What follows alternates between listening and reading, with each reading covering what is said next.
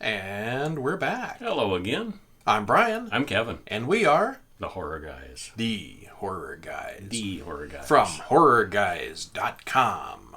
With episode 72. 72. Where we're going to talk about not movies this week. No, we're going to do something different. Yeah. If you're a big fan of the Creepshow movies from the 80s. It was the 80s, wasn't it? I didn't even look up when the originals came out. First one was 82 and the sequel was 87. Yeah. Some very classic movies from like when we were of prime movie age. Mm-hmm. Well, we're still prime movie age, you know what I mean. We're always prime movie age. Yeah. We're always in our prime. That's right. I mean, it doesn't get much horrible than getting old, right? For horror guys. Right. Yeah. Anyway.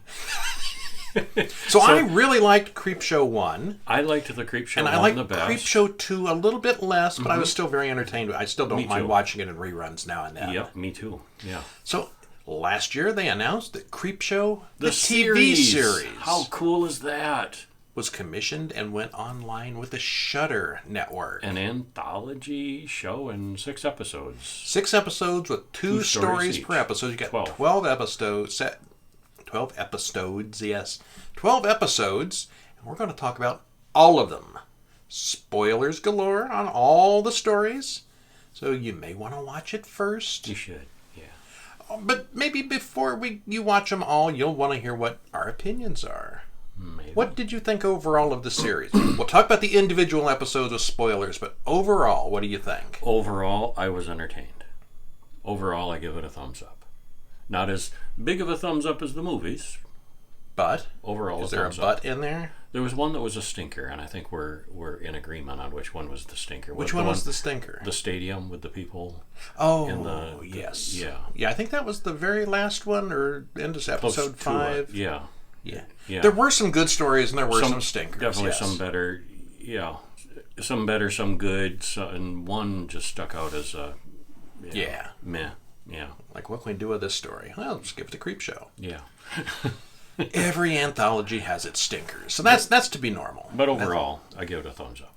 Overall, I was extremely looking forward to this because I really liked the first 2 movies. You were and I was extremely disappointed. Oh, okay. Yeah. I think because it's about a 45-minute show, I think they probably designed this to be on network TV with commercials and stuff. So on Shudder, there's no commercials. You can watch it in 44 minutes. Mm-hmm. But that means each story is 22 minutes, minus a little bit for the credits and little animated things in between. So 20-minute stories. They're crammed in, kind of. And they're short. They're too short, yeah. The characters are all very flat and one-dimensional. It's exactly like watching a comic book, which I guess is kind of the point. Comic books, but it does not adapt well to TV, I didn't think. It's the same thing as in the Creepshow movies, but in the Creepshow movies, you were watching like 6 of the stories at a time, and the whole thing crammed together in an hour and a half or 2-hour movies, and it was fun. Some of the stories were good, some of the stories were not so great in the movies, but overall, you're left with a positive experience, and you watch them again and again. These whole episodes were kind of weak. Whole episodes were kind of good. And then, since you've only got 2, it seemed to me like they always paired a good episode with a meh episode. Maybe they intended. Can you think of any of these that had 2 real big winners in them? Not right offhand, but as we discussed. Yeah, we'll talk them in a minute. Yeah. So, yeah. I'm sure there was. Yeah. I don't regret watching them, but I know it was kind of a struggle getting me to watch the last 5, part 5 and 6. It was like, we got to do Creepshow for the show, don't we? Yeah, we do. And I was really looking forward to it to begin with. Yeah. So I think I was more pleased and entertained than you were. He was, yes. Yeah. So if you don't want to watch the whole rest of the episode, we are going to talk about each individual of the 12 stories with spoilers. If you prefer to go to horrorguys.com, you can read each of the reviews individually, one at a time, after watching them yourself. But to watch them, you have to have the Shudder network, which you get... They do have an introductory free sign-up, like a week free. Was it like $5.99 for a month? Yeah. Uh-huh. And I don't know if you want to be signed up for it for every month forever. But I'm certainly glad we got our first month's worth. Yeah. Yeah. Yeah. Lots of stuff. And it's neat on the Lots Shudder, more that we will watch. in addition to, like a Netflix kind of thing where you choose, the categories and search for. They have a live channel basically within Shudder. Yeah, you tune in and it'll say Friday the 13th.8, and you can see that it's three-quarters of the way through. And and you can just sit there and watch commercial-free horror movies constantly, one after the other. If you're like, I don't care what, entertain me. And you turn it on, and there it is, like real TV. Always something playing. But this is a streaming service like Netflix or Hulu or something. We watched it on an app on our Apple TV. You could watch it on your phone or your tablet, or I assume the computer as well. Yeah, once you subscribe, you can watch it on all your devices. I don't know for a fact. I assume most smart TVs have the option. But it is an app that you subscribe to, a little under $6 a month. I think Shudder's pretty cool. And we're not getting a commission on that. It's not affiliate link. Darn it. There's no special. If only they don't have an affiliate option that I'm aware of. No. But we both strongly recommend it, and we're getting nothing for it, so there you go. So. Here we go. Here we go. Stay tuned, because at the end we'll talk about next week's films. We're going to go back to our regular 4 movies in a short format. All right. So episode 1 started out with Gray Matter, which I remember reading, and the story really creeped me out. Yeah. It was a story. Oh yeah, all of them were. Yes, yeah, of course Stephen King short stories. So the episode 1 is called Gray Matter / House of the Head. And I just assumed all along that second one was some sort of a typo or something. House of the Dead? No, House of the Head. House of the Head. House of the Head. Yeah. All right. So the directors for the episode are John Harrison and Greg Nicotero, the Walking Dead guy. Written by Byron Willinger and Philip de Blasi. Stars Adrienne Barbeau, Giancarlo Esposito, Christopher Nathan, and who's the guy from the Saw movies? What is his name? Tobin Bell. Tobin Bell, yes. Yeah. So star power, this is probably the biggest of all the episodes. A bunch of horror icons here. Now, I noticed in this, too, that I don't think in the Creepshow movies, Stephen King was involved in the writing of the screenplays, and I don't think he did on these. I don't think he had anything to do with this. Well, they're based on his stories.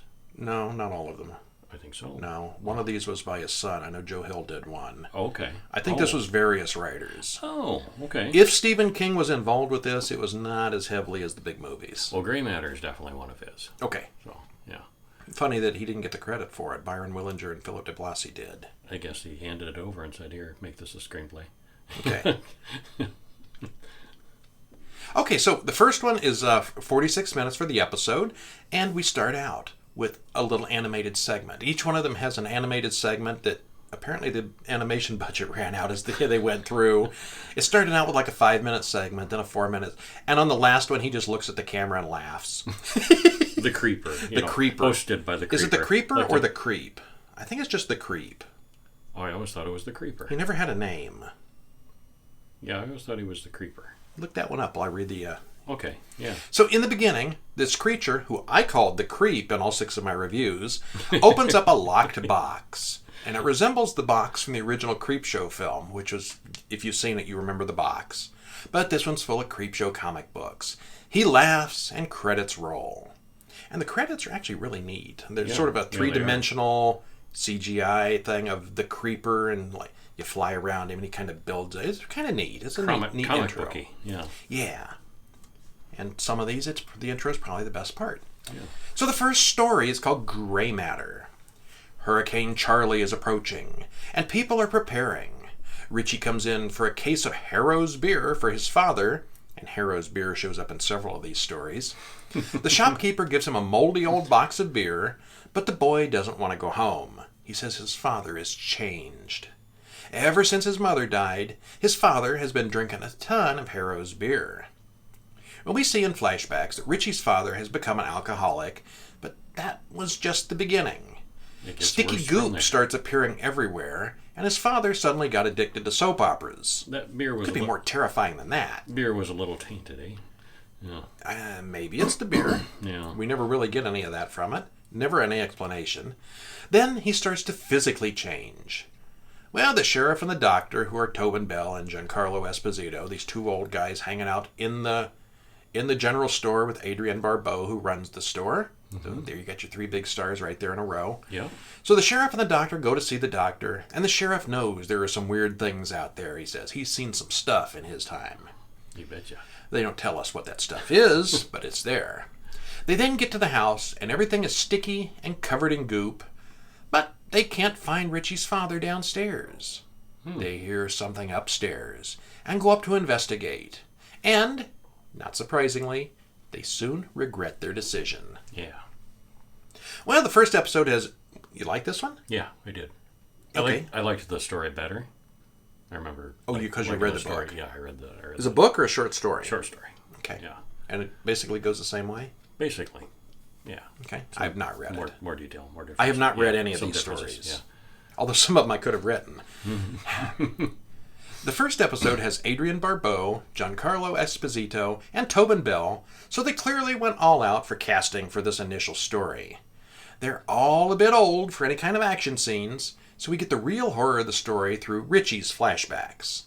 The creature effects here are really good. Practical effects. Yeah, they were practical effects, Yeah. I think. Okay. Yeah. But the story is pretty short and basic. They go home.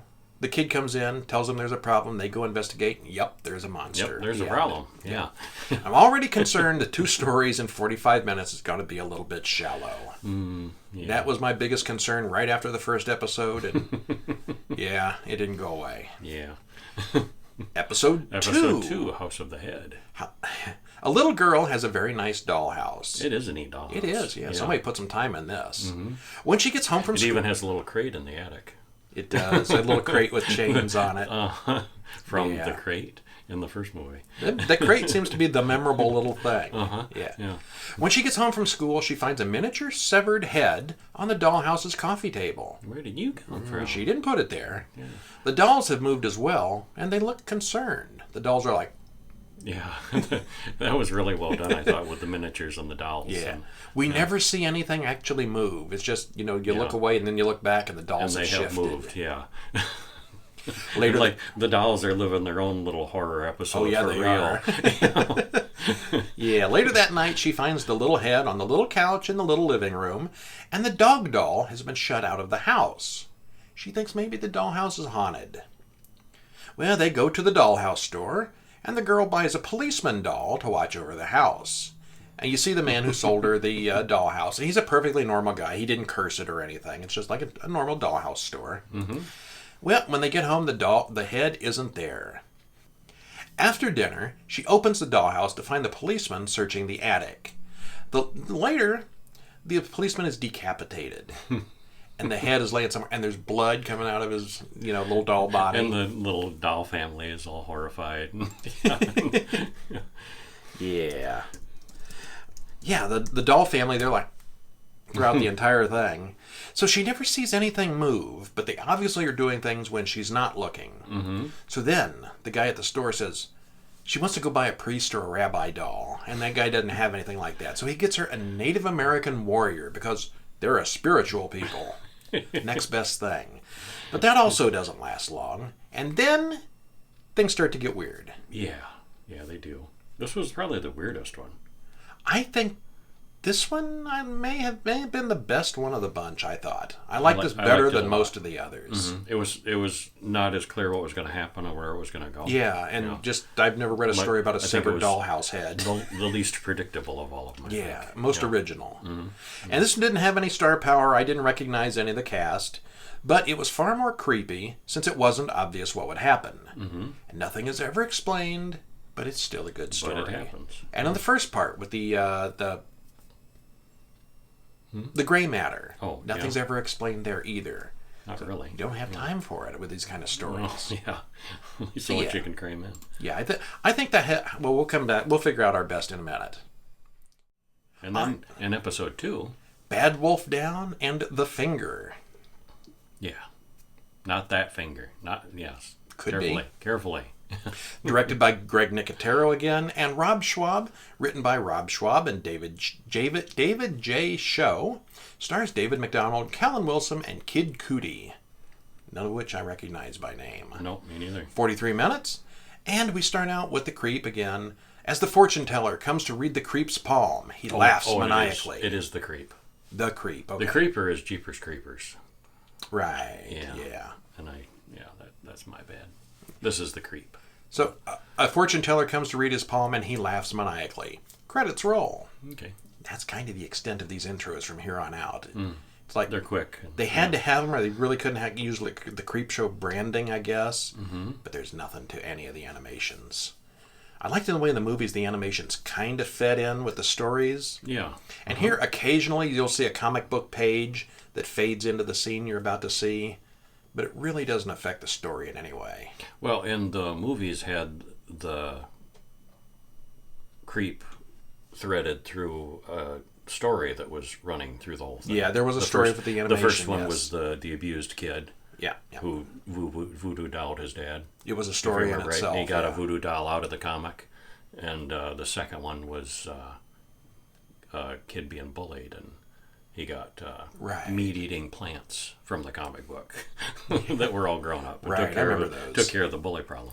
Yeah, well, these animations don't go together. There's no story. They like don't that. mean anything. Yeah. Just something to introduce the show. All right, so the first story was Bad Wolf Down. Like Black Hawk Down, only Bad Wolf Down. wolfier. So it's World War II, and the Americans are fighting the Germans in a forest. There's a sign posted "Danger" with the head of a wolf, and they hole up in a former jail, and something bad has already happened there. There's bloodstains on the floor. Obvious struggle, and Yeah. yeah. Well, the German commandant finds that his son has been killed by these Americans, and he vows revenge. And the German leader is Jeffrey Combs, the reanimator. I didn't recognize him. He's gotten a little older. A little older, a little heavier, little puffier. and made up too. So, but yeah. I don't think made up. I think that's just the way he looks now. Okay. Anyway. He's amazingly talented, but he's getting older. Yeah, didn't recognize him. Okay, so he vows revenge. The soldiers shoot a girl in the jail cell. One of the crazy soldiers is starting to freak out from, I don't know, being separated from the men, and he's getting scared. So he shoots a girl in the jail cell, and when the rest of the men go in to help her, she doesn't want them in the cell. She's like, no, let me die. And they end up getting locked in the jail cell with her because of the crazy soldier who then runs off. They watch the woman's bullet wound heal nearly instantly. Yep. She locked herself in the cage because she's cursed. And she wants She is a werewolf. Protect other people. The Nazi commander shows up and demands their surrender, but they're still locked in the jail and couldn't come out if they wanted to.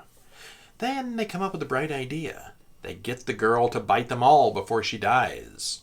The sun goes down and the moon rises. It just happens to be a full moon, too. Yeah, good thing. And just happens to be nighttime suddenly. And then the Nazis come inside at just the wrong time. Yeah. Well, first of all, it's really convenient that the Nazi commander waited until the moon rose to come in after dark. Yeah. Why would you go in when it was darker? They did have guns. They would still be slightly dangerous, even if they were so badly outnumbered. Yeah.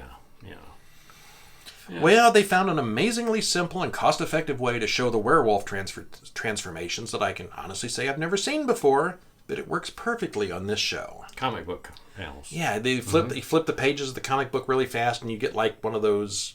What do you call those? Not stop motion. Yeah. Not chat You know book. what I mean. Where you flip the pages. Flip the pages in the book, yeah. And it animates. And he turns into the werewolf with the pages turning, and it's a kind of a cool effect.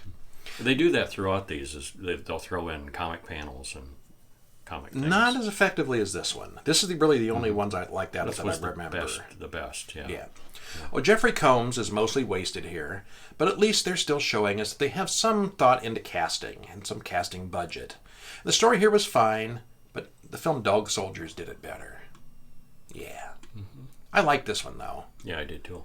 Of the two, I think I like this one better. These two in this episode. I did, too, yeah. The second part is The Finger. Clark Wilson collects found out. Did you like this one? I did, yeah. Okay. Yeah. You like the Dog Soldier one? Bad Wolf Down? Yeah. Okay. Liked them both. Yeah, I like both of these two. Like the soldier better. The Dog Soldier, Bad Wolf Down better. Yeah. Of the two. All right. Well, Clark Wilson collects found objects. He's kind of a scavenger. He finds a strange-looking finger in the garbage. He can't figure out what kind of animal it came from. When he spills his beer on it, the finger absorbs the beer. The next morning, the finger's missing. He finds it on the other side of the house, and it's grown into 2 fingers and part of a hand. It's clearly not really dead. You feed it and it grows back. Soon, this thing has a whole new arm. A little while later, it breaks out of his freezer and out the window. That night, it comes back and hides in his freezer again. And it lays there and it purrs. Yeah, it's just creepy. It fully forms into a... It kind of looks like a white version of the xenomorph alien from Alien. Yeah, quite a bit. Yeah. But it acts more like a cat. Yeah. So it's covered in blood, and he finds a heart laying on his countertop. Police then come to the door, and they explain that Clark's ex-wife was brutally murdered last night. You don't say. The creature then walks through the kitchen and goes out the window again. It's a cross between a xenomorph alien and a dinosaur's, but he calls it Bob. He cleans up Bob and starts taking care of it. Bob likes soap operas and popcorn. All the evil things seem to like soap operas. And Bob also likes to kill the people who annoy Clark. Seems Clark's luck may be improving. Well, Bob's leg twitches when he sleeps, and he purrs as well. Whatever Bob is, they paid a lot of attention to the creature detail on this one. Yeah, they did. Yeah, and job. DJ Qualls carries this story, and he usually steals the show in anything he's in. And again, I think this time the second story was better than the first because it's more unpredictable. You didn't know what Bob was going to do. Well, yeah, there was that. Yeah. Was Bob going to eat him? Eat everybody? Split into 2 and take over the world? Yeah, we don't know. Yeah. And I mean, you find a finger, you don't expect it to grow into something, and then once you get the little monster, you don't expect to be friends with it or keep it like a pet, but he does. And it works out for... It starts out working for him. Yeah, it does. Yeah. And then episode 3. All Hallows Eve and the Man in the Suitcase.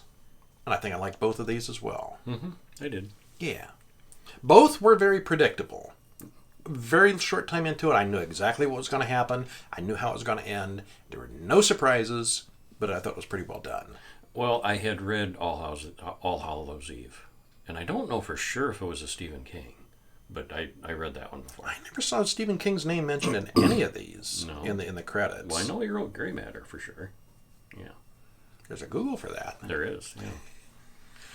Well, okay, episode 3 was All Hallows Eve and The Man in the Suitcase. Directed by David Bruckner and John Harrison, written by Bruce Jones and Christopher Buehlman, stars Connor Christie, Madison Thompson, Jason Jabbar Wardlaw Jr., and runtime is 44 minutes. So we begin with the creep, who carves a pumpkin, until a delivery driver comes to his door. The creep then comes back and puts the delivery man's eyes inside the jack-o'-lantern. The credits roll. That was a neat one. Well, what there was of it. Yeah, it was short, but, Okay, so All Hallows Eve. The Golden Dragon Club gets together for trick-or-treating. The 5 teenagers give a pledge to do this thing this one last time, and this will be the very last time. They're all tired of this, but they have to do it. And at this point, I've already got to figure it out. The people and I never read the story. The people on their route seem terrified of them. "When will you stop, you psychotic little bastards?" screams one man, whose son was taken last year. We don't see the kids actually doing anything wrong, but everyone knows them. You seem very afraid of these kids. Yeah, and the kids look perfectly normal. Yeah. Eventually, they end up in an abandoned-looking house, and they all go inside. Mrs. Hathaway is sitting inside with a shotgun, and the kids state that they're looking for Eddie, who is supposed to live there. They've come for Eddie in order to break the cycle. The last one. Well, they grab Eddie and tie him to a tree. They put gas on the wood at his feet and set him afire. He screams that it was a prank. It was the other guy's idea. Well, we know that Eddie brought the matches way back then. And we see in a flashback that many years ago, the 5 were playing games in their treehouse on Halloween when Eddie and his gang locked them inside and set the place on fire. After they get their revenge, the 5 say their goodbyes and go back to their graves. And this really was the last time for all of them. Yeah. Yeah. Kind of poignant. You like it? Yeah. It's all right. It did. It was okay, yeah. It's pretty early. It was pretty obvious early on that the Golden Dragons were ghosts or something, but their real purpose and specifics were not really revealed until the end. Once again, it's a really basic plot, but it's well executed and looks good throughout. Kids died long ago. They come back as ghosts. They kidnap the last the perpetrator, and they kill him with poetic justice. The end. Revenge. Revenge is a dish best served dead. They're cold or something. They're all cold. Yeah. Actually, they were pretty hot there for a while. Mm-hmm. Yeah. Yeah, well, the second story, The Man in the Suitcase. Did you like this one? I did. I did too, yeah. Well, and I didn't know how this one was going to end up.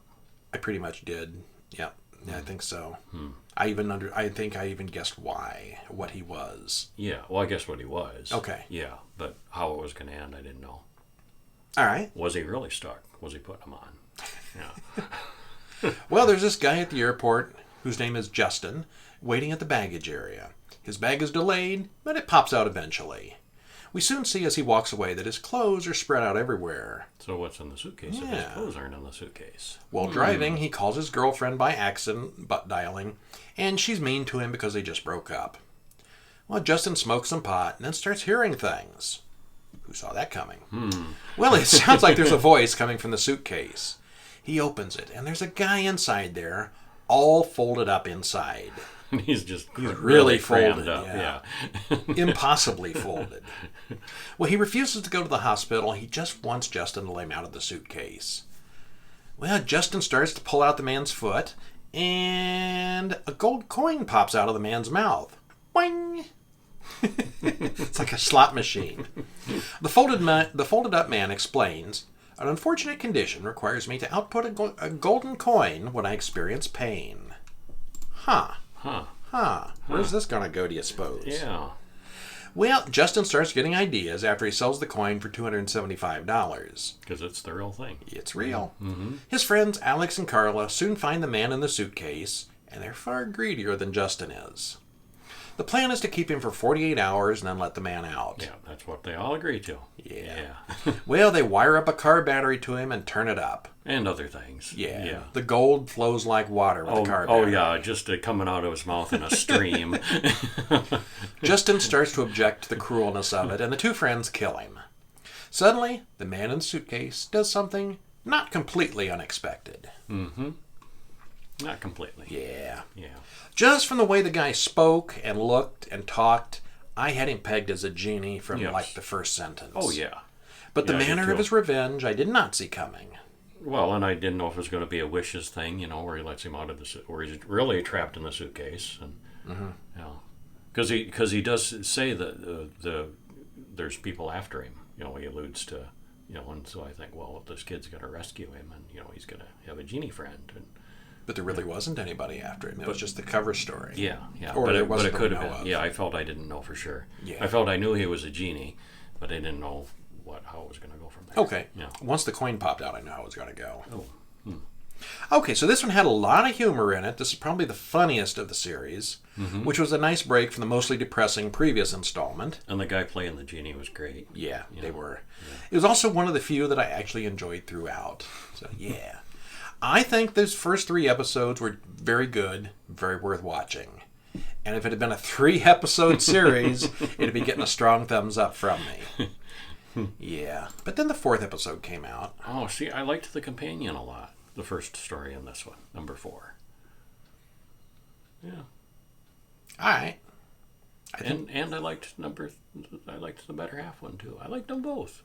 I liked this one a lot, actually. Companion was all right. The better half was dumb. Nuh-uh. We're not dumb. It was good. Pretty good, at least. Episode 4 was The Companion / Lydia Layne's Better Half. Directed by Roxanne Benjamin and David Bruckner. Written by Joe R. Lansdale and Casey Lansdale. Stars Logan Allen, Dylan Gage, Voltaire Colin Council, and she's not on the list, but who was number 6 on Galactica? Tricia Helfer was in the other one. Yes. 43 minutes. So we start out with the animated bit, and the creep reads a comic book and laugh. Credits roll. That's it. That's really all there is to it. Not much of a story there. So, the companion. Harold's older brother beats him up. Sounds like it happens kind of regularly. Mm-hmm. Harold is hanging out fishing at the river alone, recuperating from his ordeal. Billy approaches to beat on him some more. Billy chases Harold into the woods. And he's persistent. For hours. Yeah. It gets dark and the chase continues through the old cemetery past the creepiest scarecrow ever. I did like the scarecrow. Yeah. Well, the Scarecrow has a long wooden stick sticking out of it, right there, and Harold pulls it out to use as a weapon. Harold takes shelter in an old abandoned house, but now he seems to be pursued by the Scarecrow and his brother. Which has come to life. Yeah, after having the stick removed, he comes to life. Well, Harold finds a dead body in the cellar, along with a note explaining how the farmer there lost his wife and then created his own companion in loneliness. Kind of accidentally at first. He just kind of... He was making a scarecrow and got carried away. And got carried away. Got real carried away. Worked a little magic into it, unintentionally. Yeah. It came to life, but it terrified the farmer after it started eating Girl Scouts. Not the cookies. Yeah, that was an uh-oh, you can see that coming. When the little girl comes onto the farm, it's like, oh, yeah, it's hungry. I like Girl Scout cookie. I don't care about the cookies. I like the Girl Scouts. Yeah. Well, he ended up stabbing it in the heart with his cane. The farmer then kills himself. This is like on a little handwritten note this long. We get like this 5-minute flashback. Harold uses the cane to tame the creature, and then Harold goes home and gives Billy what's coming to him. The companion. Kid runs through a cemetery, finds a scarecrow, takes it home, gets revenge. Yeah. That takes us to our second part. Lydia Layne's better half. The creature effects were very good now. Yeah. Well, Lydia promotes Tom to the new CFO of the company. And Lydia's girlfriend, or wife, Celia, is angry because she wanted the position and trusted that Lydia would give it to her. Lydia, on the other hand, just wants the two of them to be together forever. The two fight, and Celia ends up dead in an accident. Got one of those pointy trophy ever. Pointy trophy on the table, and she falls right on it. Right through her head. Right through her head. So then it's kind of a hilarity show of her trying to... Because there's still other people in the building and stuff going on, and she's trying to get her discreetly out of the building without anybody discovering. Well, Lydia wheels the body to an elevator. This had a lot of dark humor in it, too. A little bit. Yeah. But an earthquake strikes just as the elevator descends. Soon, she's stuck in the elevator with Celia's corpse. She falls while trying to get out and knocks herself unconscious. When she wakes up, it's 3 a.m. and nothing has changed. Lydia hears a fireman on the emergency box, but Celia's body seems to keep moving on its own. And just like with the dolls, it's every time she looks away, it's changed. You never see her moving. So at 8:30 p.m., she's still in the elevator, and the fireman calls again. They're getting to her. I guess it's a big earthquake. Well, she starts getting freaked out by the body and tries to climb out of the elevator, and that doesn't work so well for her. And then we figure out which half of Lydia is the best. We talk about her better half. Kind of gave that away in the title. Yeah. Well, if it sounds like I'm repeating myself, it's because I am at this point. These little episodes all look good and move quickly, but there's just nothing much to them story-wise. They just cannot tell an engrossing story in 21 minutes. This would have been a fine anthology say. If they had simply made another 1 or 2 Creepshow movies, 2 hours, no breaks, this might have been pretty good. These might have been better. I think so. Breaking it up into a series, it loses momentum. 2 movies, longer stories. Yeah, it loses some momentum that way. Choppy. Yeah. All right, which takes us to episode 5. Night of the Paw. But before we get to episode 5... What you got there? Time to talk about our own little comic books. Behold. Yeah, Tales to Make You Shiver. By Brian Shell and Kevin L. Knight. Us. We wrote an anthology of horror stories. We've written 2 anthologies of horror stories. And we've written other stories, too. And you've written technical things. But these are horror. These are like horror. Yeah. And this is the Horror Guys podcast. And you are all horror fans. If you like the short shorts of Creepshow, you'll like the short shorts of Tales to Make You Shiver, Volume 1 and Volume 2. Now, Volume 1, I believe you wrote. I wrote all of Volume 1. And then we alternated stories written. And I think the second one might be better because of the variety. It's got stories like Hunger, Ghost Cat, Mushroom Madness, The Factory, We All Scream, That's my favorite. The Fairy Kidnapping. Okay, I don't even remember who wrote what there, but I wrote We All Scream, and it's the favorite of the ones I wrote. Pick it up at Amazon or anywhere where you buy books. You can get an ebook version of it. You can get a paperback version of it. And again, it's Tales to Make You Shiver Volume 1 and also Tales to Make You Shiver Volume 2.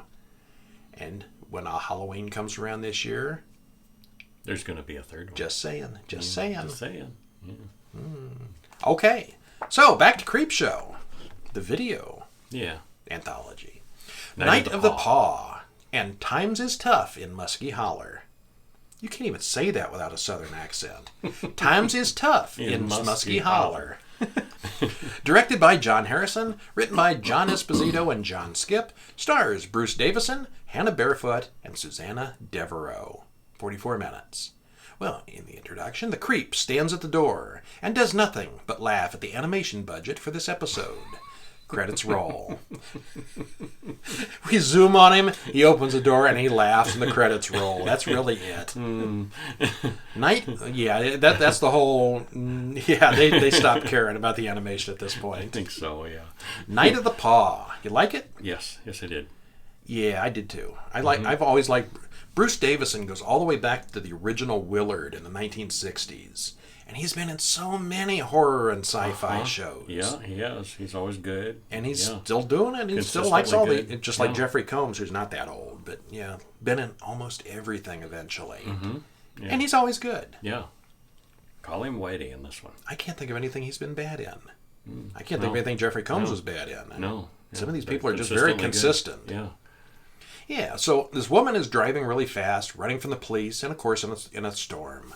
She wrecks the car and is severely injured. Meanwhile, a man has a monkey's paw, and he seems to be waiting for something to happen. The woman for the accident rings his doorbell and passes out. He treats her wounds and cuts off a few damaged fingers. Turns out he's a mortician, not a doctor. Snip, snip. Yep. Fixing them right up. Well, yeah. She's not any worse for it. Yeah. She wakes up and finds the man, who says his name is Whitey, working on a dead woman. Mortician. Mm-hmm. Yeah. He says that he fully expects that he'll be dead by morning, but he has plans for Angela, the woman. This turns out to be his wife's birthday, and he wants to give the monkey's paw to Angela. Well, we see in a flashback that Marjorie... Well, he wants more than that from her, but yeah. We haven't got there yet. Part yet. of the deal. Yeah. So see in a flashback, Marjorie, Whitey's former wife, made a few frivolous wishes when she got the monkey's paw that came true. The third wish for her was for all the money they would need. And then she died. Be careful when you're not. Monkey's be more paw specific. never works. Can't be that unspecific. She died, and he collected the insurance money. Mm-hmm. All the money they'd ever need. Yep. Yeah. So then it was his turn with the paw. His first wish was for Marjorie to come back from the dead. And she doesn't show up. A week later, when she doesn't show up, didn't work. He remembers that she's still locked in a sealed coffin 6 feet under. Something reminds him when the locking coffin. He's messing with the coffins, the new models, and she's alive. Whoops. Well, he digs her up, and she tries to eat him. Yeah. She's a zombie now. Yeah.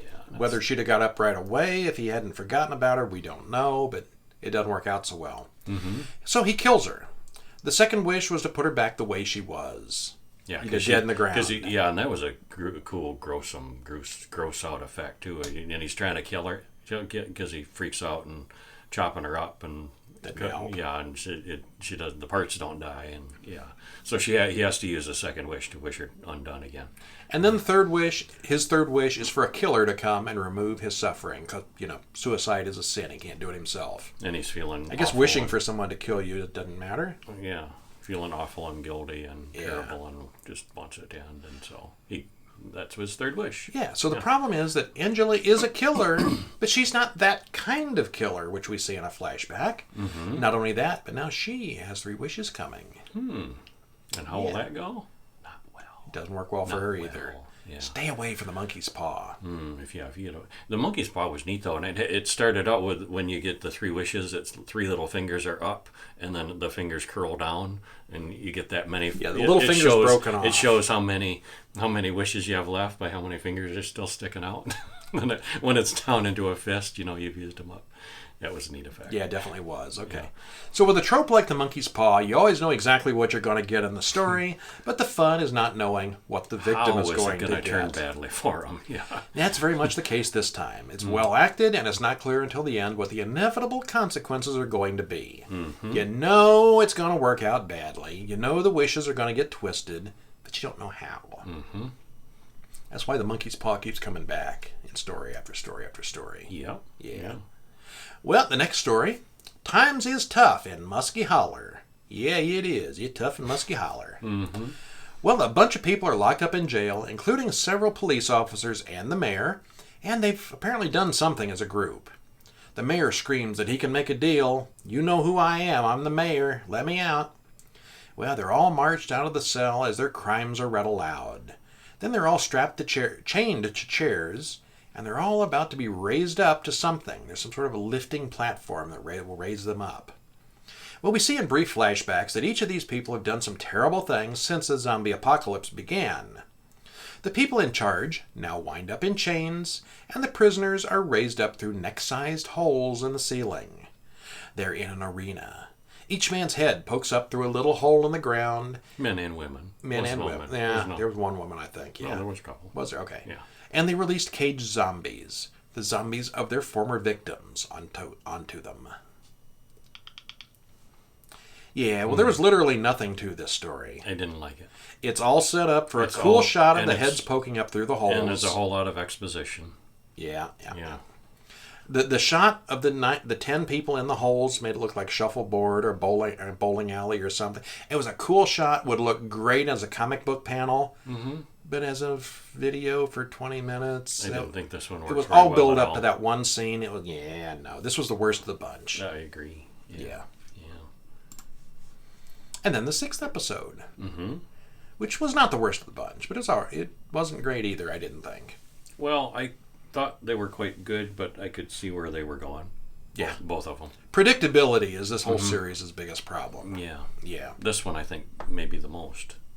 And this was the last one, the one we were left with a bad taste in our mouth with, was kind of... The first, like I said, the first 3 really were good, but it goes downhill fast. This one is episode 6, Skincrawlers, and By the Silver Water of Lake Champlain. Directed by Roxanne Benjamin and Tom Savini. Written by Paul Dini, Stephen Langford, and stars Melissa St. Amand, Chad Michael Collins, and Dana Gould. 44 minutes. Good makeup in this one, too. Yeah. We start out with the animated bit. The creep goes fishing for corpses. Credits roll. Yep. He's standing there, he throws his line in, and the credits roll. Yeah. We don't see any good corpses, nothing happens. It's just there. So, Skincrawlers. Did you like it? Yeah. Predictability aside, I liked it, yes. For a little bit leaning up to it, we're both Doctor Who fans. And it made us think, both of us. Yeah, instantly. The fat just walks away. That episode of Doctor Who with the little creatures that ate the fat, it's the same story, but these creatures aren't as cute. It made us think of this, yeah. They're a little more deadly. Yeah. Well, there's a radical new weight loss procedure that will let you lose 100 pounds in 3 days. And then it ends up being even faster than that. Yeah. Some people are going in and walking right out with their fat gone. Yeah. The procedure has been known to have a 100% success rate. Well, there's this creature that came from a wastewater reservoir inlet in the Amazon that is a strange mutant. It's an evolved leech that eats fat. What could go wrong? And it looks like this giant, bitey snake thing. And I ain't gonna let that thing get in my stomach. But it works. Henry doesn't want to do it, and he says no. And 2 weeks later, he gets a second chance, and he's back to do it anyway. Well, he's on a news program as they do this expose on this new weight loss thing. Most people have already had it done. Well, no, the procedure's about to go public. Awful lot of people we find later has had it done. Yeah, but they were all there. Yeah. Okay. All there. Yeah. And the news report, the story before his, mentions that there's a total eclipse coming this afternoon, and animals are known to behave strangely during, solar eclipses.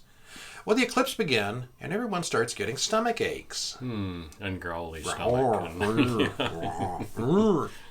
Well, suddenly worms start crawling out of people's holes, and some of them, their heads just explode. And who would have guessed that there would be a problem with this process? This was the wettest episode, the bloodiest episode. Definitely. By far. Yeah. Well, the fat just walks away. Well, where have I heard that before? Or in this case, it slithers away through a puddle of blood. The story is once again very light, but the splatter and creature effects are pretty good here. Yes, they are. Yeah, if you don't care about the stories, the visuals in all of these are really good. Yeah, these are very well filmed. Good practical effects. Yeah. They just needed better stories. Yeah.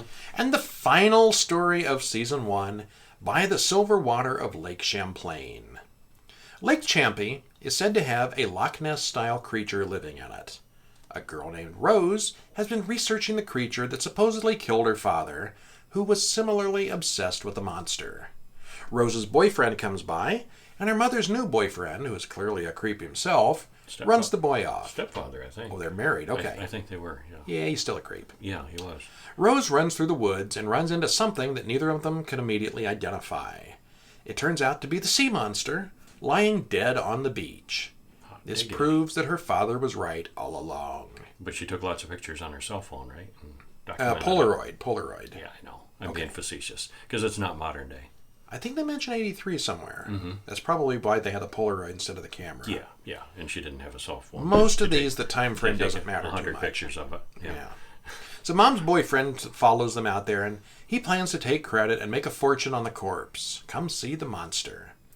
Well, they argue, and the boyfriend doesn't see the creature's much larger mother coming up behind him. And that's what I said. Like, oh, look, he's standing with his back to the lake. What could happen? Well, I know what's going to happen. Yeah. Especially when we hear it coming. Yeah. Well, before it. Before that. Well, it's fine. Yeah. It's also a pretty weak story with weak one-dimensional characters. Okay, so my wrap-up is the original Creepshow films had a collection of short stories just like this, all presented together for 2 hours, and it was a lot of fun. Splitting them up into pairs like this series just doesn't work so well. Not as well. It's the momentum problem. Mm-hmm. Yeah. In retrospect, the whole series is probably fine for kids. But overall, the stories are just too short and simple. You want kids to watch all this gore and horror and... I would have loved this show as a 12-year-old. Exploding body parts and... I'd show it to my kids if I had some. The characters are all one-dimensional, and none of it is particularly memorable. It's got quite a bit of star power in the casting for some of the episodes, and it all looks really good. Mm-hmm. So it may actually win some awards for production values or something. But I'm really not looking forward to the next year's episodes. Rumor has it there's a new season of it coming. I don't know what... I'm not that familiar with Shudder yet to know how many different, proprietary series they have. This might be their main one. They have some original works. Yeah. I don't know how many they have. Yeah. Overall, like I said, I don't really regret watching it. No, I don't. I certainly don't. But I'm glad it's done. We can go back to our regular format next week. Yeah. What are we going to watch next week? Okay. Movies. Well, next week we'll be watching some more classics and modern horror. We'll begin with The Frozen Ghost from 1945. Yet another one of those inner sanctum films. How do you freeze a ghost? You'll find out. Yeah. Dracula Has Risen from the Grave with Christopher Lee, 1968. Right. He's always good. He's always good as Dracula. Dr. Sleep, starring Obi-Wan Kenobi from 2019. But I don't understand because Dracula fell in the mold and we never see him again. How can this be? How can Dracula be back again? Summer? He's melted? I don't know. Okay. I know I've seen it. I don't remember. Yeah. They always find a way to bring him back. Okay, Dr. Sleep from 2019 with Obi-Wan McGregor and Videodrome from 1983. Classic science Not going to comment on Obi-Wan McGregor? Obi-Wan McGregor? Yeah, I know who you meant. Yeah. Yeah. Thanks. That's our show. Thanks for joining us. Stop in during the week at horrorguys.com to read all the reviews as they come out. Comment on the podcast or contact us. There's 1,000,001 different ways to contact us. Look at the show notes for the podcast or down at the bottom of the description in YouTube or go to horrorguys.com or send us an email at horrorguysmail@gmail.com.